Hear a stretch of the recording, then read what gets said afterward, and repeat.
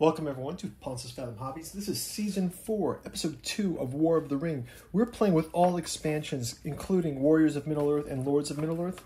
And we're actually playing in this episode the Council of Rivendell scenario. So this is where some of the alternate cards are in play, which means we basically got Gimli is not in this version of the Lord of the Rings. Gimli is with the dwarves, Legolas is with the elves, and Boromir is already in Minas Tirith, so he's not part of the Fellowship. So we had a good first round. Some of our factions have moved up in the political track. We've just got a little bit of troop movement going, so we're going to jump right into round 2. Before we do, a quick shout out to this channel's sponsor, Ponce's Fathom Press. We've got our first volume of our sister channel, Ponce's Fathom podcast, Jungian Alchemy and Science Fiction Horror, featuring Lovecraft, Herbert, and Philip K. Dick. But I just wanted to call out to our third volume, which is coming out probably in the end of this year. We'll have things on Tolkien, esoteric anthroposophy, and occultist history. You can also check out our Hermeticism of Hastur and Genealogy of Cthulhu. Check out our bookstore link down below. We also have a Patreon. For as little as $1, you can read some of these books and check out some of the Inside Baseball. We've got upcoming gameplay from Joan of Arc, Song of Ice and Fire, paint-through videos, model builds. So, as usual, guys, thank you so much for your Patreon patronage. Also for liking and subscribing the video. Your comments are well appreciated. I'm going to start doing a segment probably once a month where I read some of the comments and conversations we've been having in Patreon or in the comments below. To thank you guys, so very much thankful for your support. We're trying to get the channel growing and can't do it without your guys' help, so thanks a lot. So let's jump into round number 2. We're going to start at the top of the lineup here. We're going to recover our dice from the hunt. We'll go ahead again and place a die in the hunt area to start off. We've got the Fellowship phase. We're not going to announce where we are. And we can each draw our cards. So for Shadow Player, we have a great fleet. A new power is rising. And on the way, special hunt tile is in play. So we've got those 3 for the Shadow Player. For the Free Folk player, we've got Elven Cloaks, Faramir's Rangers, and the March of the Ents. So that's cool. We've got those set up. Let's go ahead and jump right into the dice roll. So we've got a die for the hunt allocation. We'll grab all of our dice for both the Free Folk and the Shadow Player. Oh my gosh, we got 1, 2. We've got 4 dice here in the hunt, so I think we'll avoid moving the party this time. We do have a number of cool dice here. So let's start out with the Free Folk player. We've got a muster. Let's go ahead and take a diplomatic action, and we will move the elves 1 step closer. Move that out. We'll also have Isengard. Well, that's an army one, so let's check our cards out. Maybe we can play a card. So the Witch King is in play.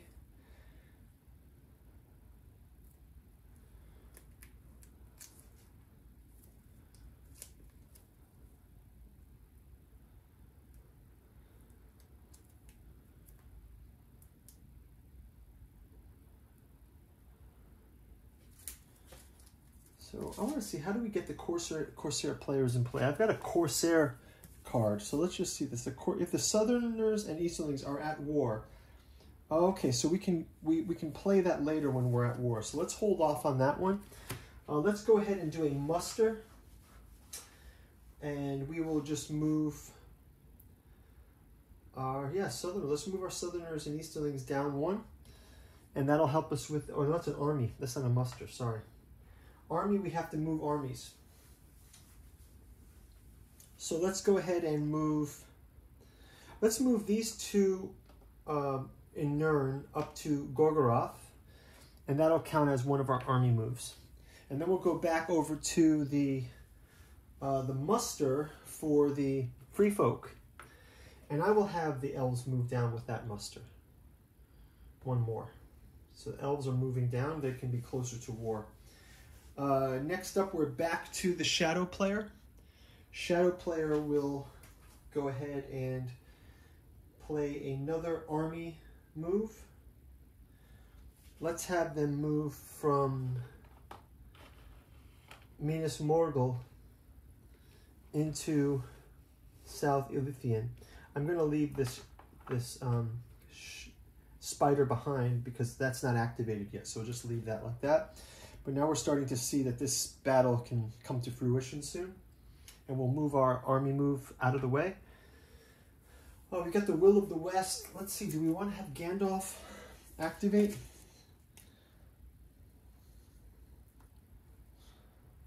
Let's see Gandalf the Grey. How do we summon Gandalf the Grey? Can I use a mustering to summon Gandalf? Let's see, Gandalf, it says, if Gandalf the Grey has been eliminated, has left the Fellowship, or any men, so leave the Fellowship, do I have to? Yeah, so, okay, so Gandalf will go ahead and he's going to leave the Fellowship. He has to do that in the next turn, so Gandalf is technically out of the Fellowship. And we'll go back over to the event. So we can play an event card. We can draw an event card for the shadow player. The king is revealed. Play if Aragorn is in play. We've got a new card. So that's going to be the last die for the shadow player. So let's go ahead and use our last one to activate Gandalf the White. So if we see this, Gandalf says, if Gandalf the Grey has been eliminated or has left the Fellowship and any minion is in play, you may use Will of the West action die to play Gandalf the Grey. If Gandalf the Grey is in play, replace him. Otherwise, place Gandalf the White in Fangorn. So we're going to take Gandalf the Grey out of play. Here's Gandalf the Grey's mini. And then we're going to replace it with Gandalf the White. So you guys can check these minis out of Gandalf the Grey and Gandalf the White. And we've got a full paint-through video. I think we did 3 paint-through videos. So we did a paint-through video for the full War of the Rings main box set. Did a big batch painting. Then we also did a painting video for Lords of Middle-earth and for Warriors of Middle-earth. So we're going to put Gandalf out here.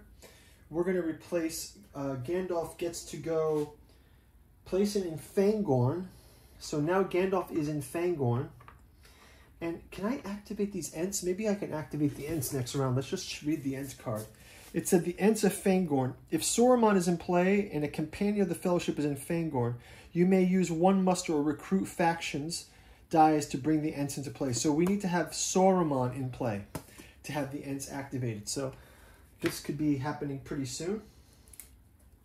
So I will leave Gandalf the White out on the table here. And we can, and then let's just read the other things of Gandalf the White. It says, we place him in Fangorn. If Gandalf the White is moving along with a hobbit, his level is considered 4. The White Rider, if Gandalf is in white, is in battle. At the start of the battle, you can forfeit his leadership to negate all Nazgul leadership, including that of the witch for the dungeon. Okay, so that's pretty cool. Is there anything else about the Ents that we want to read here? It says, we have 2 in Fangorn when they start, 1 in the Entwood. Stacking limit none. At least 1 Ent must be in Fangwood at all times. Ents in the same regions. So yeah, let's try to activate those next round, because that will be if we get Saruman activated. I believe that the shadow player could activate Saruman. They haven't moved him to war yet, but that could happen pretty soon. So that's going to wrap it up for round number 2. We'll see you guys in round number 3. Thanks for watching, and we'll check you out in the next round. Take care. Bye-bye.